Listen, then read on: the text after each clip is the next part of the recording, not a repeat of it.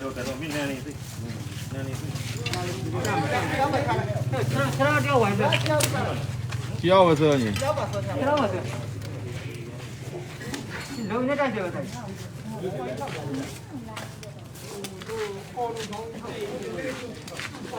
နေလာနေကြ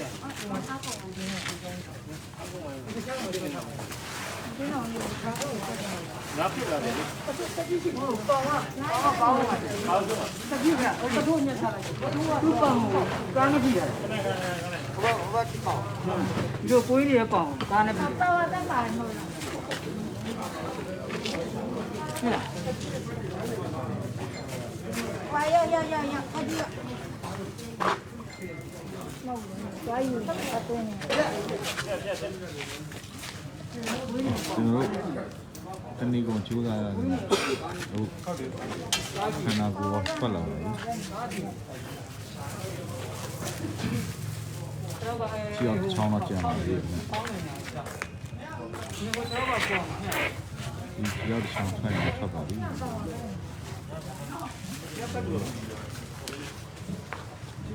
ဒီအပေါ်မှာပြည်နေတယ်ရှစ်ထက်တယ်ထက်ပဲကျန်ပါအဲ့ဒီထက်ကိုပြည်နေဘာလီရပြီလား တဲ့သုံးမြောက်ပါသုံးမြောက်ဘာလီလာလေဘာလီ ဟာလေဟာလေ ဘာလီရဟုတ်ပြည်နေပါ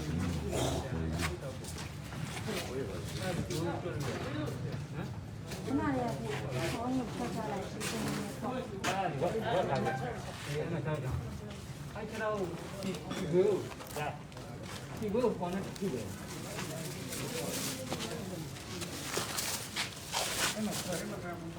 ချစ်ပြောခေါ်လို့နှစ်ပတ်လေခေါ်လို့ရှိတယ် ဒီဟာဒီကန်းလေးဖက်ဖြုတ်မယ်ဒီကန်းဖက်မယ်ဒီကန်း ဒီကမ်းလို့ဖယ်လိုက်သိနေတော့ ဒီဘန်းခဏဖက်တယ်မသိနေအောင်10တောင်း နောက်ဆို ချစ်ပြောရဲ့ဒါလေးက ဘာလို့ဟိုကောင်ဖြတ်ပူလား နောက်ကိုထုတ်ပြတော့မလို့ ဟုတ်ကဲ့ဆရာလုံးဟိုကလေကျွန်တော်ဒီပြည့်စင်ကိုလုံးနေတဲ့အချိန်မှာခုနှစ်ချိန်မြောက်လှုပ်တယ်ခင်လှုပ်တာနဲ့အဖေကလူကြီးအကုန်ဖက်ပြီးရင်ဆက်လှုပ်ဒီမှာဆက်လှုပ်ဒီမှာငလင်ထက်လှုပ်လို့ရှိရင်ပြန်ဖက်ပြီးအဲ့ဒါဆိုပြီးရငလင်ကထက်လှုပ်နေတော့ဘိုးတော့ချုပ်သွားငလင်လှုပ်လိုက်ပြီးလိုက်နဲ့ခုနှစ်ချိန်မို့ဒီနေ့တနေ့ကို ဒီကြမ်းလေးကဟောလိုက်တော့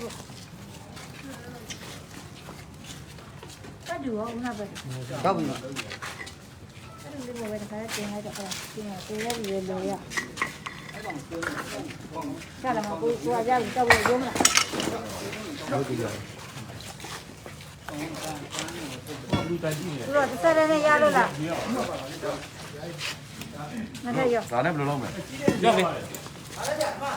ဟုတ်ကဲ့လေးလာပါလေကြာနော် ပြောဟောကြည့်တယ် ရှိနေတယ်ရော ဝိုင်းမပြန်မှာ ကြည့်နေ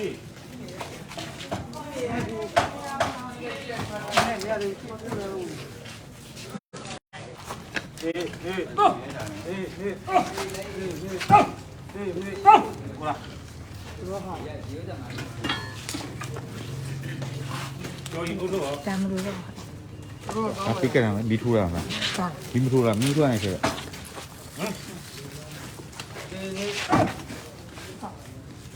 စာရတယ်ဟို အဲ့မားလာပဲ တုံးခု ကျော်ကိုတော့ အောင်မယ် တော့မြန်ကြီး အောင်မယ်ငါကလာသေးတယ် ညနေမှာရညမဘယ်ရပေါ့ချက်အောက်ပြီ တက် အောက်ပြီတေးတော့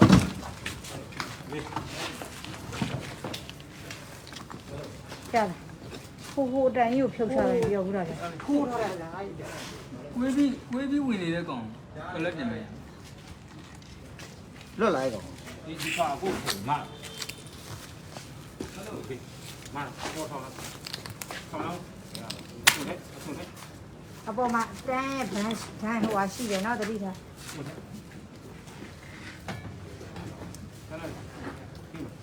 တေးနေတော့拿下，你走，走了。哎，再靠吧，要。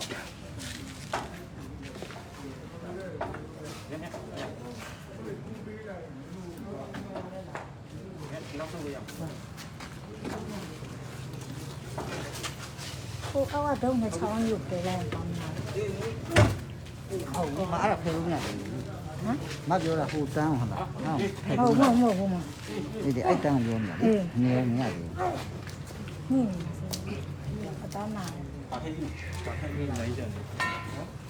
တက်တာတော့ဆိုရော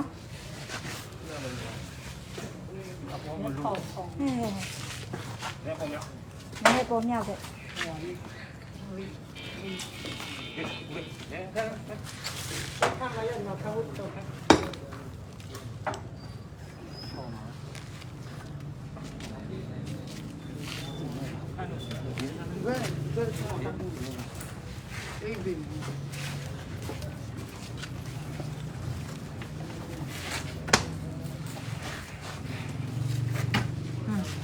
ကြောက်နေတော့ကြောက်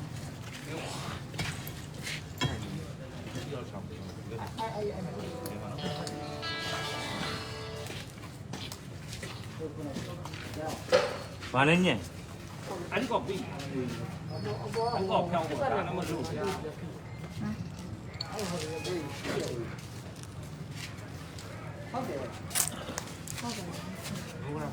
ဟာလည်းအတွင်းဝင်နေတယ်ဒီကချောရကျူ သိတယ်လို့ပြောပြီးတော့သိတယ် တဲ့ချောင်းလည်းမဟုတ် နှစ်ချောင်းလုံးထောက်တယ် အဲ့ကောင်လေဆောက်လေဆောက်ဆွဲပေါ် သူ့ထက်ဆိုရင်ဟောအားနဲ့ဝန်းဆွဲရတယ်တက်ထွက်လာ တဲ့ချောင်းတော့ထွက်ဒီရှိဆုံးထောက်ထွက်တော့ဘင်းလေ ကိုအဲ့မှာကားရှိ ဟောလို့ နားနဲ့ဘတ်ဒူးစီ အဲ့မှာကားရှိ ဟောလို့နှမ်းဖြ ကား တ် နဲ့ လို့ လည်းငါပြကြတယ် ကားရောပြောတယ်ဒီဟောလို့နှမ်းဖြတ်လို့ရ ဟုတ်တယ်ဟိုချီချီတယ် အဲ့တော့ဒီချို့တော့ပြည့်တယ်ဆရာလုံးလုံးပြတ်တော့မရဘူး ကောင်းကျွန်တော်တို့ရားလေးကနေပြီးတော့ကတာထိတ်သေးတယ် ကတာဝင်လို့တယ် ဒီကောင်ကြိုးတန်းလိုက်ဆိုရင် အဲ့တော့အဲ့ဟောလို့ကျိုးတိုင်းတော့ မနေ့ကတော့လုံရင်းနဲ့တိုင်းမြမနေ့ကတော့လုံရင်းနဲ့လေ ချီကြိုးကြိုး ဟောလို့ကျိုးချင်ကျိုးချင် ကြိုးကြိုးပေးကြပါဦးဟေ့ ငါပေါ့ဆွဲရ ကြိုးလို့လေကြိုးကြိုး ခုနကဒီမှာကျိုးကြီးခုနကတော့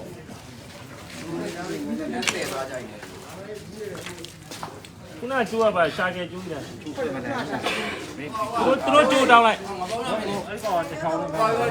ကျိုးတော့ယူမယ်သမား ရိုးကြိုးယူရှာကျဲကြိုးမြူနဲ့နန်ဝမ်းနဲ့ဆက်ပြတ်ပြီးတော့ အခုလျှော်လိုက်တော့ကွာ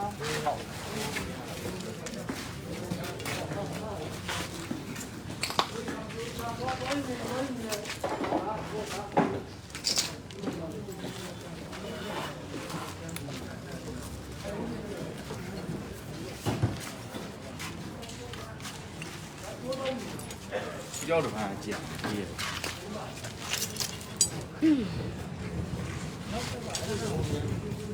နေရတယ်ချီတော့ခုလည်းချီတော့ ကိုရှိနေတော့ကား ဘယ်မို့ အဲ့ဒီငါကျွန်တော်တွတ်ထုတ်လိုက်ရ ဘယ်ဟာ အဟင်္ဂလန်ဆွဲလို့မရ ဟိုဘက်ကဟိုဘက်ကဖိနေတယ်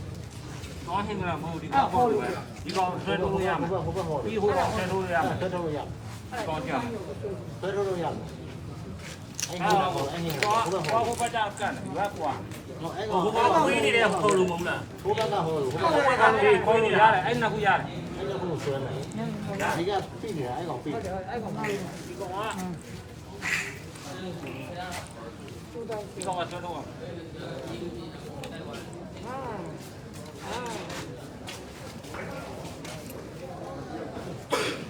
ာရဘယ်လောက်ယူมาလဲရပြီ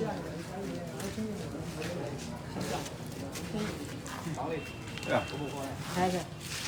ပါရ ဟိုပါလေနံပါတ်3ဒီကျိုးမသုံး ဒီကျိုးမရဘူး ဘယ် ဒီ ကျိုး ကျိုးသုံးလို့ထားရရမယ်နော် ရိုးရိုးကျိုးပြတော့ရမယ် အဲ့ဒါရိုးကျိုးကျိုးခုနအဲ့လိုကျန်နေပြီ ပြည့်ကျိုးလား ချီတော့ကျိုးနဲ့ဆွဲထုတ်မှာကားတစ်ထဲဝင်မယ် အဲ့ဒါ အဲ့ဒီတော့ ဒီတော့ အဲ့ဒါဆောက်ဝိုင်းဆရာဆွဲလို့ပဲလောက်တယ်ကွာတန်းဖူးပြီး ကားနဲ့ဆွဲထုတ်မှာ ဒီနောက်ကိုဆွဲတော့ ကိုယ်ကလီဗာဘလောက်ပါလားလီဗာဘလောက် ဒီပါဘလား ရှင်းလို့ ဒီမှာဘာလို့ဟိုကချုံရလို့ပဲပါပြစ်တော့ပြစ်တော့အဲ့ဟိုဘက်အဲ့တော့ကအဲ့ဂျိုင်းနဲ့ဂျိုင်းဘာကြတဲ့ဆွတ်ထင်း ပါတော့ဆွဲထုတ်တော့ ဟိုတော့ဘာကြတဲ့ဆွတ်ထ ဒီ င်း တော့တစ်ဖက်ကြံခဲ့ပါသေးကြံခဲ့တော့ အဲ့တန်းကိုဘာကြတဲ့ဆွတ်လို့လို့ဆိုတာလို့လေဘူးလောလောဆယ်ကဒီတော့ဟမ်ဒီတော့အဲ့ကြောင့်အဲ့ကြောင့်အဲ့ဒီကကြောင့်ကနေဘာကြတဲ့ဆွတ်ပြောင်းမတက်လာဘူးအားကြောင့်တန်းနဲ့ထောက်ကြမလို့တော့အဲ့ဘာကြတဲ့ထောက်လိုက်အဲ့ကောင်တက်သွားလိမ့်မယ်ပေါ့ဒီကတော့ထောက်ကစိုက်နေတာနောက်တစ်ချောင်းစိုက်တယ်အဲ့လိုကြီးခင်လမ်းသာပြောင်းသွားမှာမရှိဘူး လွယ်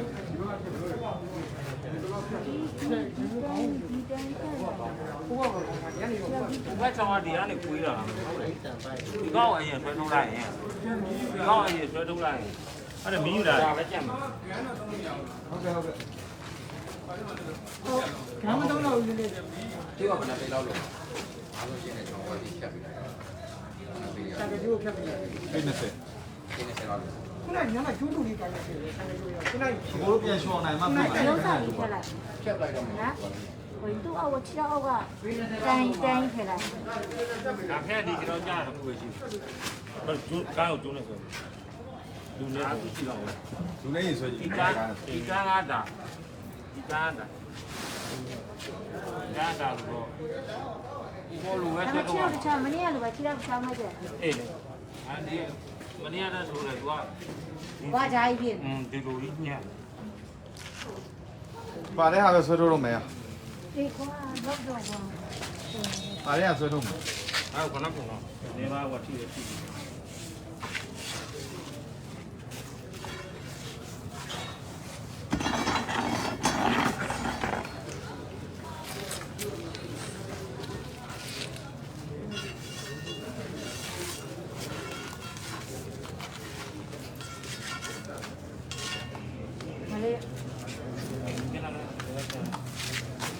那差不多呢，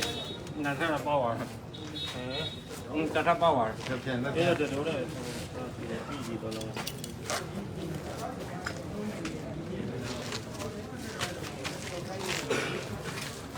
我你们一道的，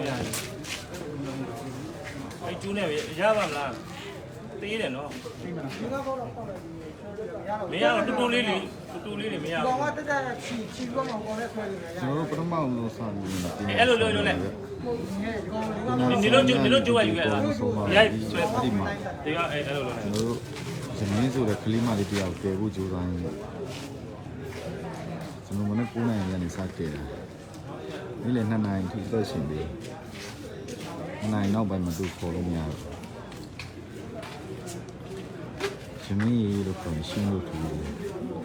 အဲကျွန်တော်တို့ပလိတ်ပညာဆိုင်အကြောင်းမှာကြိုးကြအောင်စစ်ထက်တိုင်မှာတစ်ထက်ပဲကျန်တော့တယ်ခင်းနေနဲ့ညှက်မိပြီးတော့ပိတ်မိနေတာ 那个 တန်းနိုင်ဆုံးကြိုးစားပြီးနေအဲ့ဒီတော့ကျွန်တော်မပြေနိုင်ကြပါဘူးကျွန်တော်ဒါပြီးသွားလို့ရှိရင်ဒီရမင်းဆိုတဲ့ပမာဏလေးအကြောင်းနော် post လေးတစ်ခုဖြစ်စာလေးတစ်ခုရေးချင်ပါတယ်ဒီတော့ဘာပဲပြီးသွားတယ်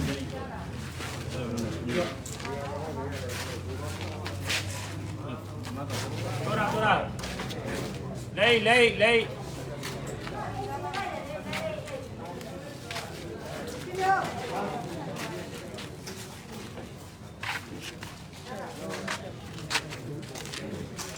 လိုရက်ကကြာလာပြီဖြစ်တဲ့အတွက်အထင်းမှာတော့အသက်ရှင်နေတယ်တော့မရှိနိုင်တော့ဘူး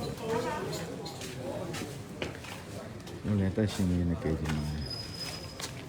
那个意思手比较 ခြေမီကအရန်ဆိုးပြီးတော့ရင်းနေပြီးတော့အထင်းမှာအသက်ရှင်ကြပြီးဆုံးနေတယ်။ဘင်းဆိုလို့ရှိရင်အိမ်ကအလုံးနဲ့လင်းတဲ့6ထက်ကရှိတဲ့ဘင်းနေအားလုံးကပြုံနေထိုင်နေစင်သွားတာလေ အဲ့ဒါကိုနေဟိုရင်တက်လာ ။မျိုးပါပဲကျွန်တော်ဒီကလေးစနေပေါင်းဖြစ်နေပါတော့။မင်းအဲ့ဒီအခုအဲ့ဂျိတ်ကိုချိတ်ထားတဲ့ဟာလေဂျိတ်ချိတ်တဲ့ချီရောက်ပဲပေါ့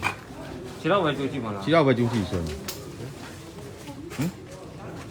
ဒီချီရောက်ပဲကျိုးချီဆွဲကြည့်မထွက်ခါပါ မဟုတ်လို့တဲ့ဒီအဲ့ဒီကောင်ဟိုနှချမ်းပြပြီးတော့အထက်ကလီတာအကုန်တက်လာလောလောတဲ့ခုနဟောလို့ကြောင်းအရင်ဆွဲလိုက် အေးဆွဲ အဲ့ဒါဆိုရင် ထားလဲပိုက်လို့ တက်စီမှာတော့ဗျာကပ်ပေါ်လေးဖြစ်တော့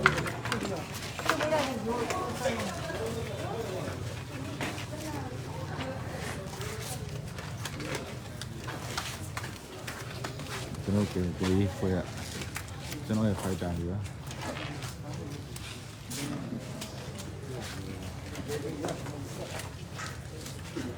နာမိုးဆော်ရတော့လေတိုက်ရအလိုမျိုးကြီးတွေပါလေအဲ့ဒီကနေတော့ဆက်ပြီးနေတာ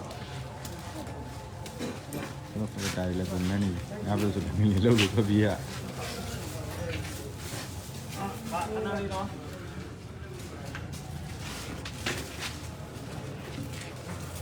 ဘောင်းနဲ့လက်နဲ့တောင်ပြီးထားတယ်။ရောင်စီ အဲ့ဒါကြောင့်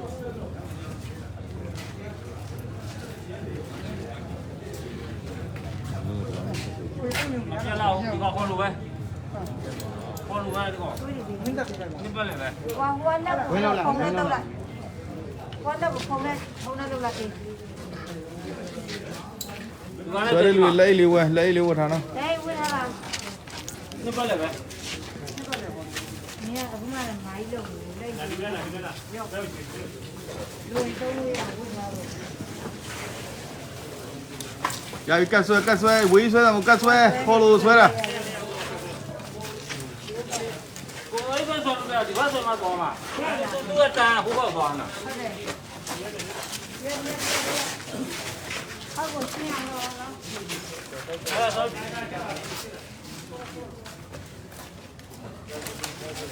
โอเคကျေးဇူးပါဗျာ နေတော့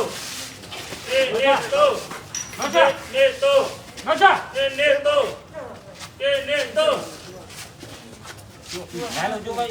နိုင်ကြိုးကြိုးဒီကောင်တော့ခေါက်လိုက်ရโอเคခေါက်ပါဒီနေ့တော့တားနေတာတားနေတယ် ဟုတ် နောက်တော့ဒါလေးပြီးအားနေရပါတယ် မင်းတို့ရေကားလေးတစ်စီးလောက်ထည့်လိုက်ပလားကွာကားနဲ့ဆွဲရအောင်ကားလေးတစ်စီးလောက်ထည့်လိုက်ပလားကားနဲ့ဆွဲကြည့်တယ် အများကြီးပဲရှိတယ်ဘာလို့လဲဒီအများကြီးရှိတယ် ဒီဘက်တော့ရှိတယ်ပါလားကြည့်လိုက်လေပိုင်အဲ့ကောင်နဲ့ကျန်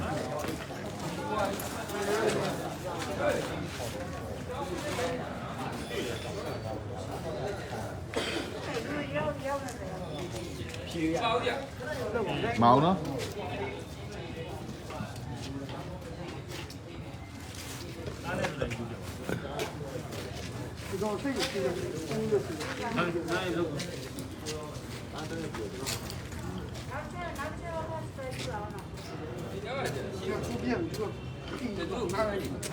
အေးငါးကားကြည့်လိုက်ဟမ်အဲ့လီဘာဘလောက်ဖြစ်ဖြစ်ဟိုဘတ်ရိုက်တဲ့ကလေးနဲ့အဲ့လိုမျိုးဟာနေပြီဗျာ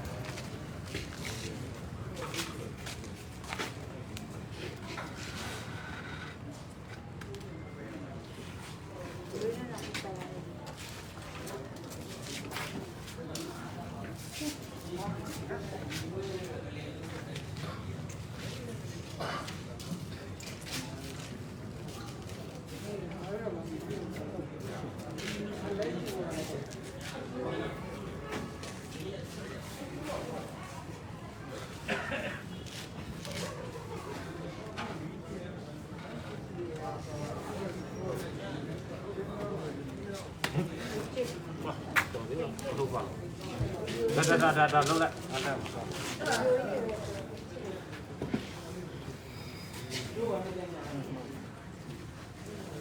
ချီတယ်ကိုပါလိမ့် ဒ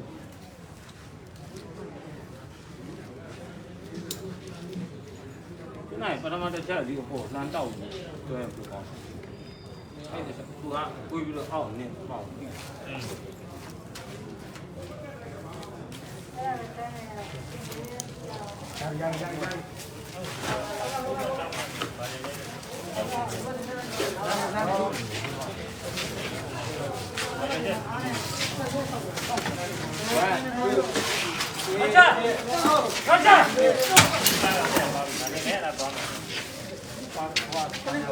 ကလေးပြုတ်သွားတာကလေးဟောက်อ่ะတူသွားတာ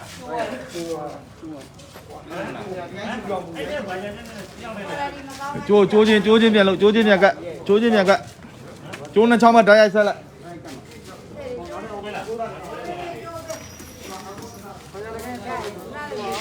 ဒီထဲ ပါရလိုက်ရဲလည်းနဲ့လည်း နားနဲ့ဟိုနားတော့နားနဲ့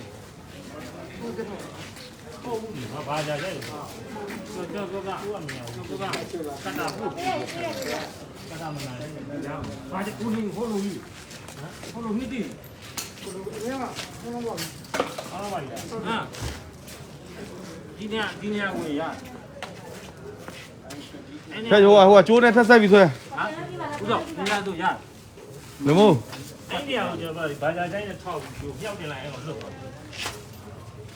တော်ကားလေးဘာသာတိုင်းနဲ့ပြောတယ်မဆောင်ဘူးအသေးလေးကကားလေးဘာသာဒီတော့ ကျိုးနဲ့မြင်လို့ဒီပါလားရွှဲ ကတာရမှာကတာဝင်လို့ရမှာဟမ်ဟိုလိုပိုက် ဩဂျိုက်ပါတယ်ဟာလားကားဂျိုက်ပါတယ်ကားဂျိုက်နဲ့ထောက်ကြည့်မယ်လို့ ဘာသာတိုင်းနဲ့ဒီလိုထောက်တင်လိုက်တော့ဘာသာတိုင်းထုတ်ငါတို့ကဘာသာတိုင်းပါဘယ်ကဘာသာကာစလုံးကဘာသာတိုင်းဒီဘက်ချီတော့မင်းခိလာအဲ့ဘေးနာနေပြီးစလုံးကဘာသာတိုင်းခုတဲ့ညမှာ ကောက်ကွေး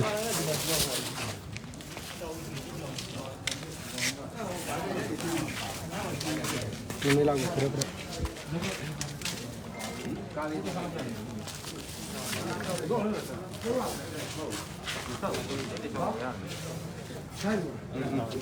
ဘူပုံဝင်မေးကြ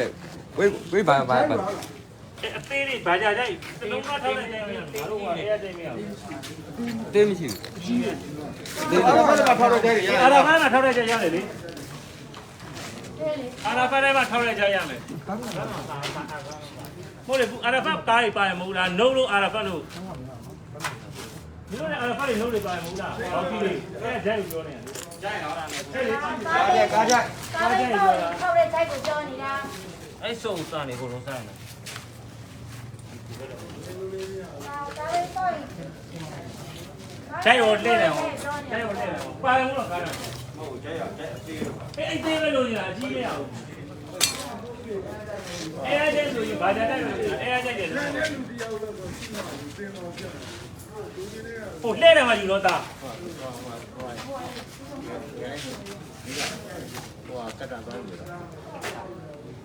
ကိုထဲကာမီးကလင်းလာဒီရောင်ရင်ရတယ်တစ်လုံးမချပြဟာကာမီးလင်းလာကားလို့ညက်ဖို့လား မင်းအဓိကဘောမှာဂျိုက်ပါလားသိကြရအောင် ဒီရတယ်ဆရာအဲ့ဒီရတယ်ဆရာကိုတော့ကြိုက်တဲ့ဆိုင်ငါတို့ဟိုတက်ကဆက်ကြနေကြရအောင်ကတာနည်းနည်းသေးအဲ့ဖက်လိုက်အောင်လို့ထွက်လာကိုတော့တက်ကြီးတယ်ဆက်ကြနေကြရအောင်သေးတယ်သေးနဲ့ထက်တာကိုကောင်းမယ်ဖော်လို့ပဲမလားဖော်လို့ပဲဖော်လို့ဆိုတော့နိုင်တယ်လေဖော်လို့နှစ်ပြပဲတက်ကြနေရဟာဆိုတယ် ဒီကြမှာတော့ ဘာလို့လဲစောပဲဒီမှာဒီကောင်မျိုးလေးဟောရတယ်တော့ဒါတော့ဖြတ်တာရတယ်အေး ဘာလို့လဲတက်စင်ဟိုပြတ်ပြီ ဒီထဲကဖိဖို့ရတာလေ